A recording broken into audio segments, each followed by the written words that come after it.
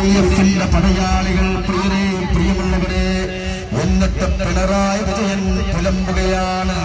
പൊന്നാണിയുടെ മണ്ണിൽ ലീഗ് വേണ്ട, മലപ്പുറത്തിന്റെ മണ്ണിലും ലീഗ് വേണ്ട, കോഴിക്കോടിന്റെ മണ്ണിലും ലീഗ് വേണ്ട, ലീഗില്ലാത്ത പാർലമെന്റ് വേണം.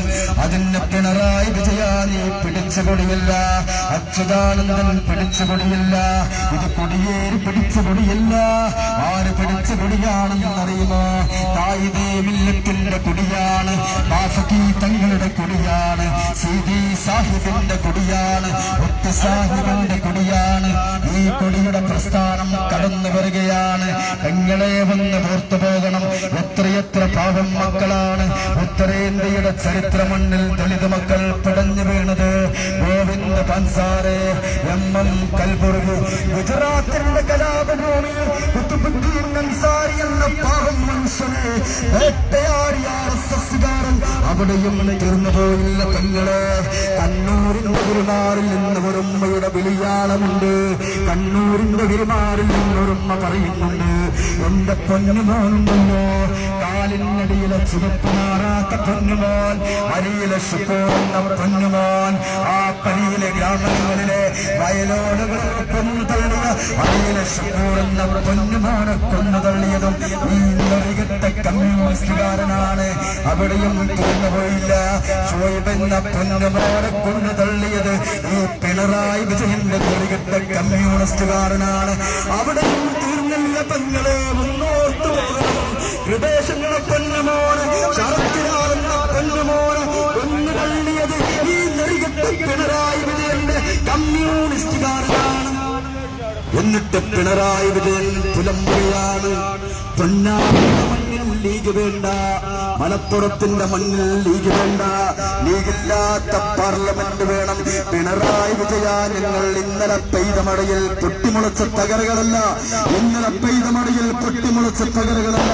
80 ആണ്ട് ഇന്ത്യൻ രാഷ്ട്രീയത്തിന്റെ നവമണ്ഡലങ്ങളിൽ, മദ്രാസിന്റെ രാജാജ് ഹാളിന്റെ കോട്ടകൊത്തളങ്ങളിൽ ഉയർത്തിപ്പിടിച്ച ഹരിത വിശുദ്ധ പതാക, അതുപോലെ ത്രിവർണ്ണ പതാകയും നെഞ്ചോട് ചേർത്ത് പിടിച്ചുകൊണ്ട് ഇന്ത്യൻ നാഷണൽ കോൺഗ്രസിന്റെയും ഇന്ത്യൻ യൂണിയൻ മുസ്ലിം ലീഗിന്റെയും പടയാളികൾ കടന്നു വരികയാണ്. ഇതാ കടന്നു വരികയാ. ആരുടെ മണ്ണിലൂടെ? ആരുടെ മണ്ണിലൂടെ?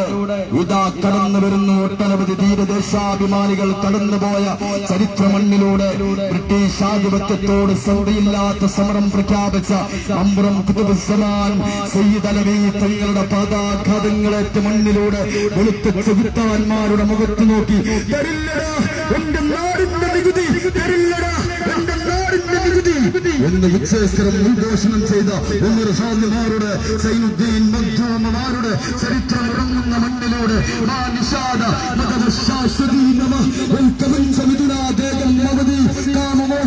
അരുത് ചെയ്യരുത്, ചെയ്തു പോകരുത് എന്ന് പഠിപ്പിച്ച മഹർഷിയുടെ മണ്ണിലൂടെ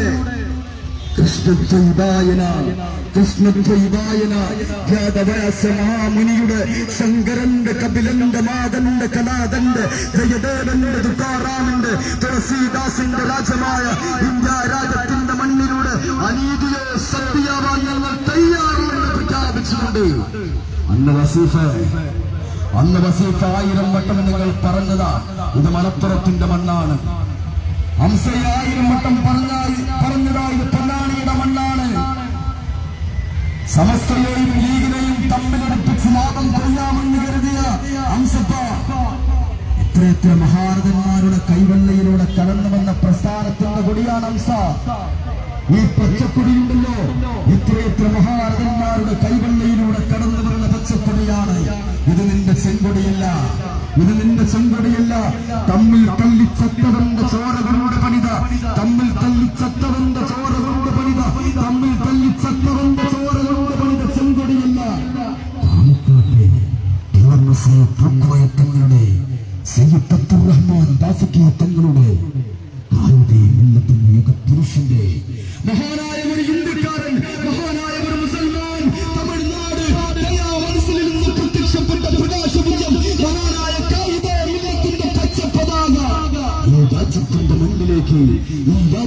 മണ്ണിലേക്ക് ചുവന്ന പൂക്കളായി പിടഞ്ഞു വീണ രാജീവ് ഗാന്ധിയുടെ കൈവെള്ളയിലൂടെ ഇന്ത്യൻ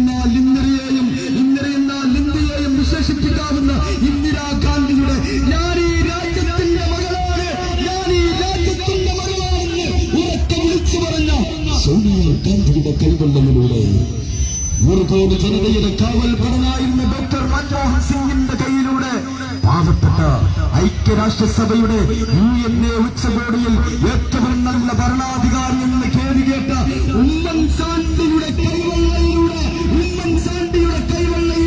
KM മാണിയുടെ കുഞ്ഞാപ്പയുടെ കൈവെള്ളയിലൂടെ കടന്നു വന്ന പ്രസ്ഥാനത്തിന്റെ കൊടിയാണ് പിണറായി വിജയ. നീ ഒന്ന് പുനർജനിക്കേണ്ടി വരും. ഈ പ്രസ്ഥാനത്തെ ഒന്ന് പിടിച്ച്